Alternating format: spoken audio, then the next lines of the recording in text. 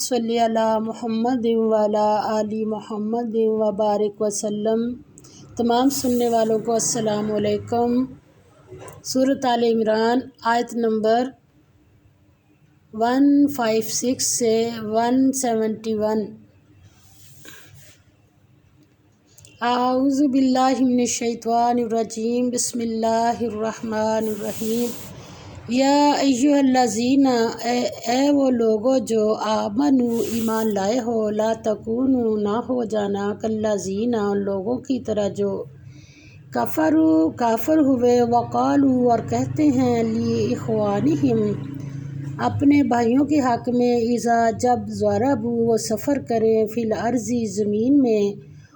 او یا کانوا ہوں غزاً جہاد کرنے والے، لو کانوا اگر رہتے، عندنا ہمارے پاس، ما ماتوا نہ مرتے، وما قتلوا اور نہ مارے جاتے، لیجعل تاکہ ڈال دے اللہ ذالک وہ حسرتاً افسوس یا حسرت، فی قلوبہم ان کے دلوں میں، واللہ اور اللہ ہی یحیی زندگی دیتا ہے، ویمیت اور موت دیتا ہے، واللہ اور اللہ بما ساتھ اس کے جو تعملون تم کرتے ہو، بصیر دیکھ رہا ہے۔ فرمایا مومنو ان لوگوں جیسے نہ ہونا جو کفر کرتے ہیں، اور ان کے مسلمان بھائی جب اللہ کی راہ میں سفر کریں اور مر جائیں، یا جہاد کو نکلیں اور مارے جائیں، تو ان کی نسبت کہتے ہیں کہ اگر وہ ہمارے پاس رہتے تو نہ مرتے اور نہ مارے جاتے۔ ان باتوں سے مقصود یہ ہے کہ اللہ ان کے دلوں میں افسوس پیدا کر دے، اور زندگی اور موت تو اللہ ہی دیتا ہے، اور اللہ تمہارے سب کاموں کو دیکھ رہا ہے۔ حسرت کا نتیجہ کیا نکلتا ہے کہ انسان کبھی زندگی میں صبر نہیں ملتا اس کو۔ جنگ احد کے واقعات پر تبصرہ منافقین کے کردار کی نقاب کشائی ہے۔ یہاں اہل ایمان کو ہدایت دی جا رہی ہے کہ منافقین کی طرح کے لغو خیالات کو دلوں میں جگہ نہ دیں۔ اگر ہم گھر میں رہتے تو موت نہ آتی وغیرہ، یہ سب باتیں حقیقت کے خلاف ہیں۔ قضاء الہی ٹالے سے نہیں ٹل سکتی، موت کا ایک دن مقرر ہے۔ جن لوگوں کا اللہ پر ایمان راسخ نہیں، وہ ہر کام کو اپنی تدبیر ہی پر موقوف سمجھتے ہیں۔ منافقین کا ایسی باتیں کرنے کا مقصد یہ تھا کہ مسلمانوں کے دلوں میں حسرت و یاس پیدا ہو، حالانکہ وہ خود اس بیماری میں مبتلا تھے۔ حالانکہ سب کچھ اللہ کی طرف سے ہے، اور اللہ نے ان کو دنیا میں حسرت و یاس میں مبتلا کیا تاکہ وہ اپنے نفاق کی وجہ سے اس دنیا میں بھی اس آگ میں جلتے رہیں، اور آخرت میں اس سے زیادہ افسوس ہوگا۔ آگے اللہ تعالیٰ فرماتے ہیں، وَلَئِنْ اور البتہ اگر قُتِلْتُم مارے جاؤ، فی سبیل اللہ اللہ کی راہ میں، او متم اور یا مر جاؤ، لَمَغْفِرَةٌ تو بخشش، من اللہ طرف سے اللہ کی، وَرَحْمَةٌ اور رحمت، خیرٌ کہیں بہتر ہے، مما اس سے جو یجمعون لوگ جمع کرتے ہیں۔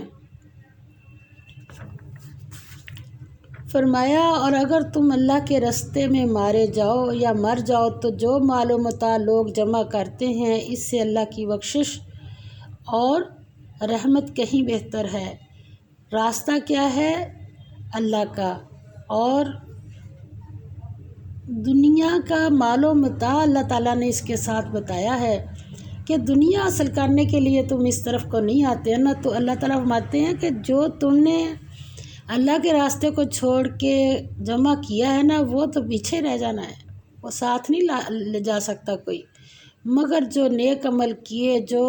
اللہ کے راستے میں اپنی جانیں لڑائیں، تو اس کا آگے اللہ تعالیٰ فرماتے ہیں کہ اس کے لیے آگے اللہ کی رحمت ہے، اور اللہ کی رحمت اس مال سے کہیں بہتر ہے۔ سچا مومن وہ ہے جو موت سے نہیں ڈرتا، وہ کہتا ہے کہ موت سے تو کسی حال میں بھی مفر نہیں، پھر کیوں نہ ایسی موت کا استقبال کیا جائے جو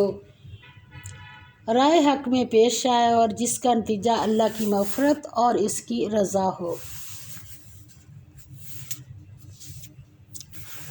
آگے فرمایا والا ان اور اگر تم مر جاؤ او یا قتل تم مارے جاؤ لا الاللہ البتہ طرف اللہ کی تحشرون تم اکٹھے کیے جاؤ گے فبما پس بسبب جو رحمت ہے من اللہ اللہ سے لنت لہم کیا رحمت ہے اللہ کی کہ آپ نرم دل ہوئے ان کے لیے ولو اور اگر کنتا ہوتے آپ فظن تندخو غلیظہ سخت القلبی دل لن فضو تو ضرور بھاگ کھڑے ہوتے من حولی کا تیرے پاس سے فافو سو معاف کر عنہم ان کو واستغفر اور مغفرت مانگ لہم ان کے لیے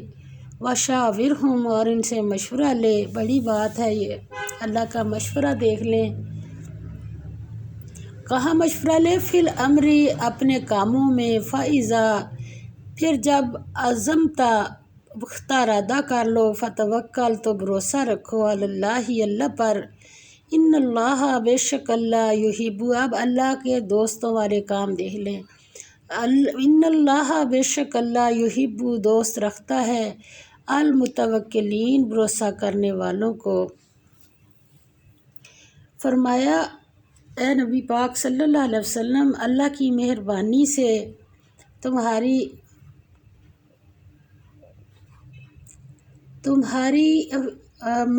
تمہارے مزاج ان لوگوں کے لیے نرم واقع ہوئی ہے،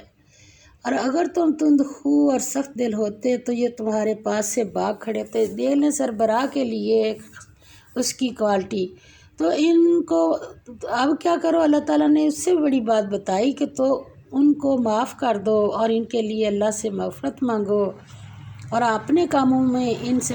مشاورت کیا کرو، اور جب کسی کام کا عزم مصمم کر لو تو اللہ پر بھروسہ رکھو، بے شک اللہ بھروسہ رکھنے والوں کو دوست رکھتا ہے۔ یعنی حضور صلی اللہ علیہ وسلم سے خطاب اور منصب امامت کی بعض اصولی باتیں، یہ اللہ کی بڑی رحمت ہے کہ آپ کے دل میں نرمی اور سرتاسر شفقت ہے، جس کی وجہ سے لوگ آپ کی طرف بے اختیار کھینچے چلے جا رہے ہیں۔ دوسرا نمبر، جنگ احد میں ایک گروہ کی غفلت سے بڑی سخت لغزش ہوئی، تاہم آپ صلی اللہ علیہ وسلم کی شفقت کا تقاضا یہ ہے کہ ان سب سے عفو درگزر سے کام لیں۔ تیسرا، آپ کے لیے یہ بات بھی ضروری ہے کہ صلح و جنگ کے جملہ معاملات میں بغیر آپس کے مشورے کے انجام نہ پا سکیں۔ چوتھا، ان کا صحیح لاہ عمل یہ ہے کہ پہلے جماعت سے مشورہ کیا جائے، پھر جب کوئی ایک فیصلہ ہو جائے، یہ حکومت کے نظام کی بات ہو رہی ہے، جب کوئی فیصلہ ہو جائے تو اس پر مضبوطی سے جم جانا چاہیے۔ مشاورت اپنے محل اور موقع کے مطابق ضروری ہے، اسی طرح عزم و ارادہ بھی محل اور موقع کے ساتھ وابستہ ہے۔ جب مشورے کے بعد عزم کر لیا جائے تو کوئی رائے یا نکتہ چینی یا مخالفت اسے متزلزل نہیں کر سکتی۔ امیر یا امام کے لیے مشورہ ضروری ہے، لیکن وہ صاحب عزم بھی ہو اور اللہ پر بھروسہ رکھتا ہو اور اپنی تدابیر کو اللہ کے بھروسہ پر ہی کام میں لاتا ہو۔ آگے اللہ تعالیٰ فرماتے ہیں ان اگر ینصرکم مددگار ہے تمہارا اللہ فلا تو نہیں غالبا کوئی غالب آنے والا لکم تم پر وَإِنْ اور اگر یخذلکم وہ تمہیں چھوڑ دے کون اللہ تعالیٰ فمن پھر کون ہے ذا وہ الذی جو ینصرکم مدد کرے تمہاری من بعدہ اس کے بعد وعلی اللہ اور اوپر اللہ کے فلیتوکل چاہیے کہ بھروسہ رکھیں کون المؤمنین مومن۔ فرمایا اگر اللہ تمہارا مددگار ہے تو تم پر کوئی غالب نہیں آ سکتا، اور اگر تمہیں چھوڑ دے تو پھر کون ہے جو تمہاری مدد کرے، کوئی نہیں ہو سکتا، اللہ کے علاوہ کوئی مدد نہیں کر سکتا۔ تو پھر اللہ کا مشورہ آیا اگر مدد کوئی نہیں کر سکتا تو پھر فرمایا اور مومنوں کو چاہیے کہ اللہ ہی پر بھروسہ رکھیں۔ آگے فرمایا وما کانا اور نہ تھا نبی کے لیے ان کے یغلا چھپا رکھے خیانت کرے ومن اور جو یغل خیانت کرے گا یاتی لائے گا بما جو کچھ غلہ خیانت کی یوم القیامتی دن قیامت کے ثم پھر توفا پورا دیا جائے گا کلو نفس ہر شخص کو ما کسبت جو کمایا اس نے وہم اور وہ لا یظلمون نہیں بے انصافی کی جائے گی۔ فرمایا کہ اللہ تعالیٰ نے یہاں پر کوئی واقعہ ہو گیا تھا کہ جب درہ چھوڑ دیا اور مال غنیمت کے لیے آ کے درے کو چھوڑ کے آ گئے تو پھر نبی پاک صلی اللہ علیہ وسلم نے روایت میں آتا ہے کہ بلایا اور ان سے کہا کہ کیا تم درہ چھوڑنے کی تمہاری یہ وجہ کیا بنی کہ یہ کیا خیال تھا تمہارا کہ مال غنیمت جو ہے تمہیں نہیں ملے گا؟ تو یہ بھی ہے۔ اور ایک چادر کا واقعہ بھی ہو گیا تھا، کوئی چادر نہیں مل رہی تھی تو اس میں بھی لوگوں نے اپنی طرف سے تو معصومیت سے کہا کہ ہو سکتا ہے نبی پاک صلی اللہ علیہ وسلم نے رکھ لی ہو اور بتانا بھول گئے ہوں، تو اللہ تعالیٰ نے اس کا جواب دیا ہے۔ اور کبھی نہیں ہو سکتا کہ اللہ کے پیغمبر خیانت کریں، اور خیانت کرنے والوں کو قیامت کے دن خیانت کی ہوئی چیز اللہ کے روبرو لا حاضر کرنی ہوگی، پھر ہر شخص کو اس کے اعمال کا پورا بدلہ دیا جائے گا اور بے انصافی نہیں کی جائے گی۔ اور خیانت کا ہے کہ بہت بڑی چیز نہیں ہے، آپ صلی اللہ علیہ وسلم نے فرمایا خیانت تو ایک اونٹ کی رسی کی بھی ہو سکتی ہے۔ تو آپ صلی اللہ علیہ وسلم نے فرمایا کہ ہر بندہ جب روز محشر آئے گا تو جس چیز کی اس نے خیانت کی ہوگی وہ اس کے کندھوں کے اوپر لاتی ہوگی اور وہ اس سے جان نہیں چھڑا سکے گا۔ پھر جب جہنم میں جائے گا تو اسی خیانت کے ساتھ پھر اس سے خیانت اس کے ہاتھ سے چھوٹ کر جہنم کے نچلے درجے میں چلی جائے گی، تو پھر اس سے کہا جائے گا کہ خیانت لے آؤ اور باہر چلے جاؤ، تو بڑا خوش ہوگا کہ یہ تو میں ابھی جا کے لے آتا ہوں۔ وہ جائے گا تکلیفوں سے جہنم کے نچلے درجے میں، خیانت کو اٹھائے گا اور اوپر آئے گا، ابھی باہر نہیں نکل سکے گا کہ اس سے کے ہاتھ سے چھوٹ جائے گی۔ پھر وہ اس کو لینے جائے گا کہ کسی طرح سے جہنم سے باہر نکل جاؤں، اور پھر وہ کبھی نہیں نکل سکے گا۔ اللہ تعالیٰ فرماتے ہیں کہ اس کے اعمال کا پورا بدلہ دیا جائے گا، بے انصافی نہیں کی جائے گی۔ بے انصافی کیا ہے کہ اگر اللہ ادھر بتا کے کل اللہ تعالیٰ فرماتے ہیں جو بتا دیا اس کے مطابق عمل کرنا، اگر نہ کیا تو پھر یہ معاملہ پیش آنے والا ہے۔ اللہ تعالیٰ سب کو خیانت کرنے سے بچائے۔ افمن پس کیا وہ شخص جو اتبع تابع ہوا کہاں رضوان اللہ مرضی کا اللہ کی، کمن اس کی مانند ہے جو باء مستحق ہوا بسخط ناخوشی کا من اللہ طرف سے اللہ کی، ومأواہ اور اس کا ٹھکانہ جہنم دوزخ ہے، وبئس المصیر اور بہت برا ٹھکانہ ہے۔ فرمایا بھلا جو شخص اللہ کی خوشنودی کا تابع ہو وہ اس شخص کی طرح مرتکب خیانت ہو سکتا ہے جو اللہ کی ناخوشی میں گرفتار ہو، اور جس کا ٹھکانہ دوزخ ہے اور وہ بہت برا ٹھکانہ ہے۔ ہم ان کے درجات درجے ہیں عند اللہ ہاں اللہ کے، واللہ اور اللہ بصیر دیکھنے والا ہے، بما ساتھ اس کے جو یعملون وہ کرتے ہیں۔ فرمایا ان لوگوں کے اللہ کے ہاں مختلف درجے ہیں اور اللہ ان کے سب اعمال کو دیکھ رہا ہے۔ لقد در حقیقت من اللہ احسان کیا اللہ نے علی المؤمنین مومنوں پر،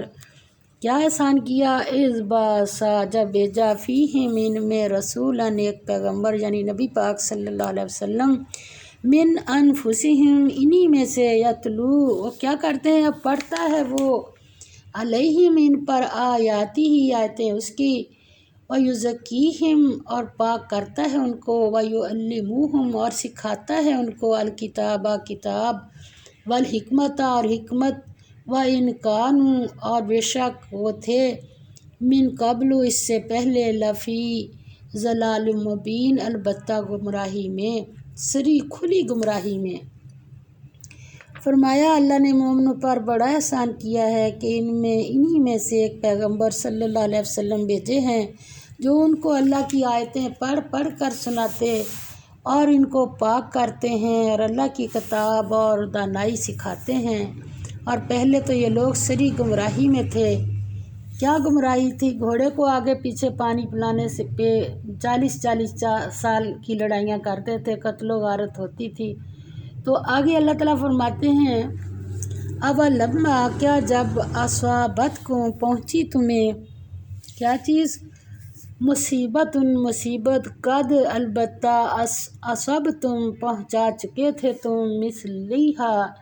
इससे दो चंद, कुल तुम कहते हो, अन्ना कहाँ से, हाजा ये आ पड़ी,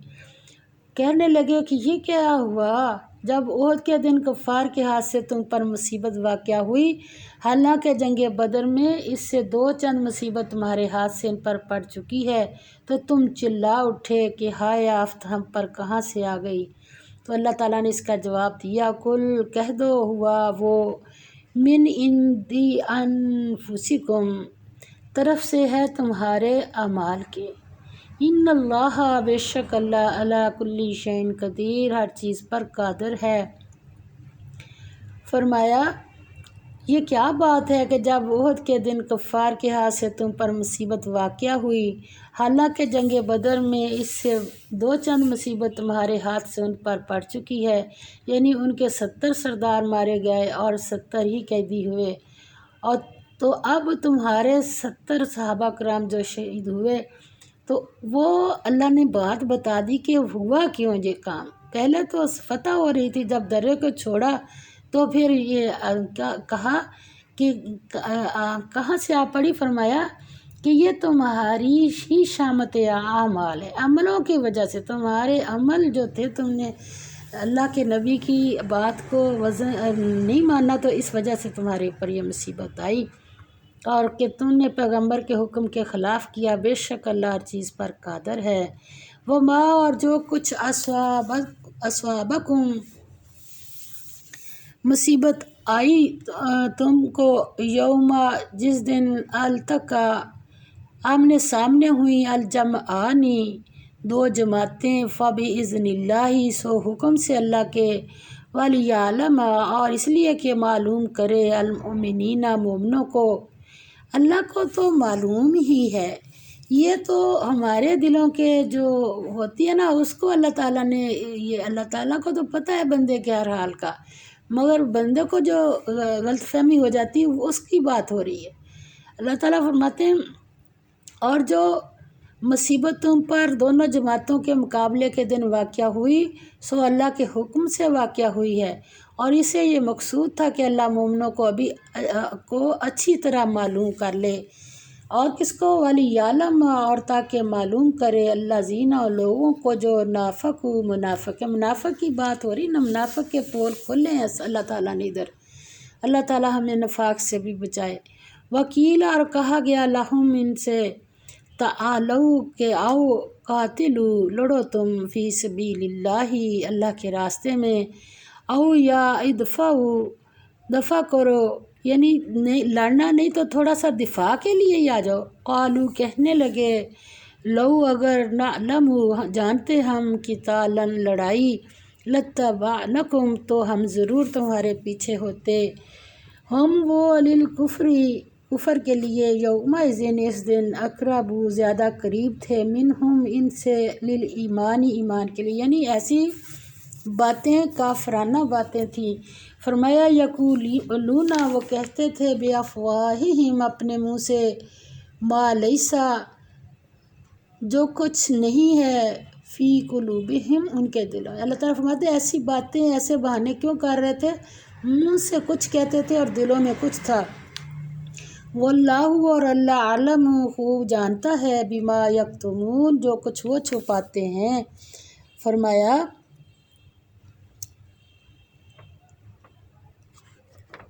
اور اللہ تعالیٰ فرماتے اس طرح اللہ تعالیٰ کا منشا یہ تھا کہ جو مصیبت تم پر دونوں جماعتوں کے مقابلے کے دن واقعہ ہوئی سو اللہ کے حکم سے واقعہ ہوئی، اور اس سے یہ مقصود تھا کہ اللہ مومنوں کو اچھی طرح معلوم کرے اور منافقوں کو بھی معلوم کرے۔ اور جب ان سے کہا گیا کہ آؤ اللہ کے راستے میں جنگ کرو اور کافروں کے حملوں کو روکو، یعنی منافقوں کا پھر حال اللہ نے کھولا، روکو تو کہنے لگے کہ اگر ہم کو لڑائی کی خبر ہوتی تو ہم ضرور تمہارے ساتھ رہتے۔ یہ اس دن ایمان کی نسبت کفر سے زیادہ قریب تھے، منہ سے وہ باتیں کہتے تھے جو ان کے دلوں میں نہیں تھیں، اور جو کچھ یہ چھپاتے ہیں اللہ اس سے خوب واقف ہے۔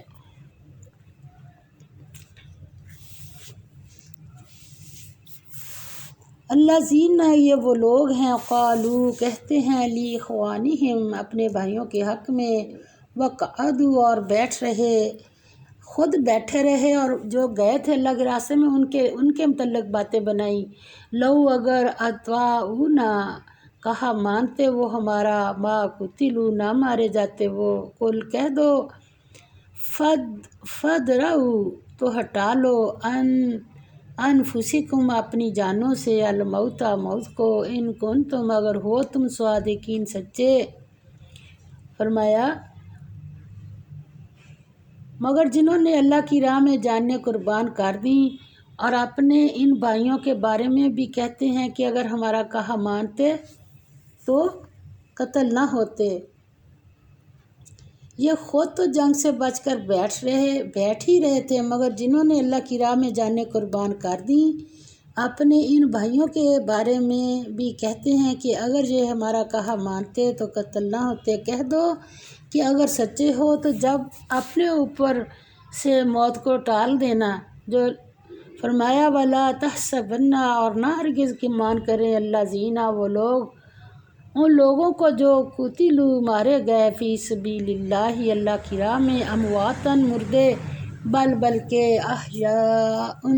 زندہ ہیں، عند ربہم نزدیک اپنے رب کے، یرزقون ان کو رزق مل رہا ہے۔ یہاں سے اللہ تعالیٰ نے ایک بتا دیا کہ زندہ رہنے کے لیے کھانا پینا ضروری ہوتا ہے، اور وہ بات اللہ تعالیٰ نے یہاں بتا دی کہ وہ کھاتے پیتے ہیں، ان کو رزق ملتا ہے، اور کیا کرتے ہیں فرحین خوش ہیں، بما جو کچھ آتاہم اللہ عطا کیا ان کو اللہ نے، من فضلہ اپنے فضل سے، اور کیا کرتے وہ یستبشرون اور خوشیاں منا رہے ہیں، بالذین اور لوگوں کے بارے میں جو لم نہیں یلحقوا بہم شامل ہوئے ان میں، من خلفہم پیچھے ان کے، اللہ کے نہیں، خوف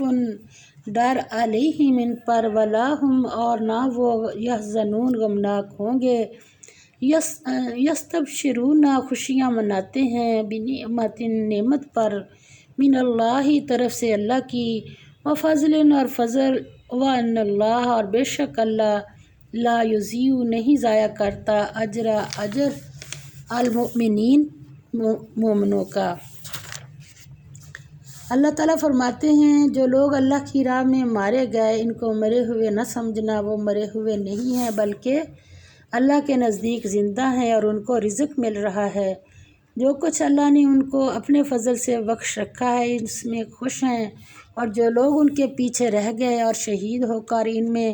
شامل نہیں ہو سکے ان کی نسبت خوشیاں منا رہے ہیں کہ قیامت کے دن ان کو بھی نہ کچھ خوف ہوگا نہ وہ غمناک ہوں گے۔ کیوں بات کہتے ہیں کہ یہ لوگ ابھی دنیا میں ہیں مگر جو شہید ہوئے ہیں انہی کی طرح کے راستے پر یہ لگے ہوئے ہیں۔